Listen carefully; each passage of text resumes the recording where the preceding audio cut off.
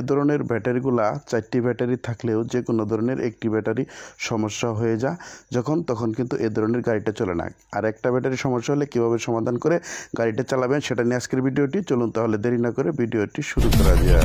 Automatic TV subscribe নাও। ফিরে এসেছি আবার ইন্টুর পর। এখানে লক্ষ্য করলে দেখতে পারবেন এ ধরনের ভ্যান গাড়ির পাউডার ব্যাটারিগুলো 4টি ব্যাটারি প্রয়োগ করা হলেও চলতে চলতে একটা সময় একটা ব্যাটারির সমস্যা হয়ে যায়। কখনো ব্যাটারির ভিতরের সমস্যা, কখনো অ্যাসিডগুলো হার্ড হয়ে থাকে, কখনো একটা ব্যাটারি আরেকটা ব্যাটারির চাপের ফলে এরকম হয়, কখনো লোড বেশি দেওয়ার ফলে এরকম হয়, কখনো লো চার্জ দিলে এরকম হয়ে থাকে।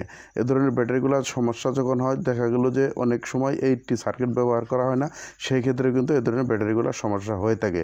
তো আসলে 4টি ব্যাটারিতে যখন আমরা এক পরিমাণ ভোল্টেজ না পাবো, সম পরিমাণ ভোল্টেজ না পাবো, অর্থাৎ এলোমেলো ভোল্টেজ পাবো, তখনই কিন্তু এ ধরনের সমস্যাটা হয়ে থাকে।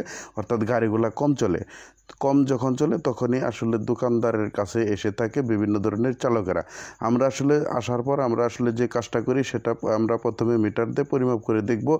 দেখার পর আসলে কোন ব্যাটারিটার সমস্যা রয়েছে, কোন ব্যাটারিটা লো রয়েছে বা কোন ব্যাটারিটা ভোল্টেজ কত রয়েছে। যদি প্রত্যেকটা ব্যাটারি চার্জ শেষ হয়ে গেলে 8 থেকে 9 থাকে তাহলে খুব অনায়াসে গাড়িটা চলবে। আর যদি ফুল চার্জ দেওয়ার পরে গাড়িটা অবশ্যই আপনারা জানেন 12 থাকবে। তাছাড়া লোড মেশিনতে যখন মাপবেন তখন লোডে যদি 9 থেকে 10 থাকে তাহলে গাড়িটা অনায়াসেই চলবে।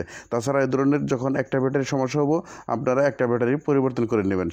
সেই ক্ষেত্রে একটা ব্যাটারি নতুন লাগাইলেও কোনো সমস্যা নাই, পাশাপাশি পুরাতনও লাগাইতে পারেন। আজকের ভিডিওটি কেমন ইনফরমেশন ছিল অবশ্যই কমেন্টের মাধ্যমে জানাতে পারেন। আর এই ধরনের ভিডিও পেতে অবশ্যই আমাদের চ্যানেল সাবস্ক্রাইব করে সাথে থাকবেন। আর যারা কাজ শিখতে চাচ্ছেন অবশ্যই ঈদের পরে যোগাযোগ করবেন। ধন্যবাদ।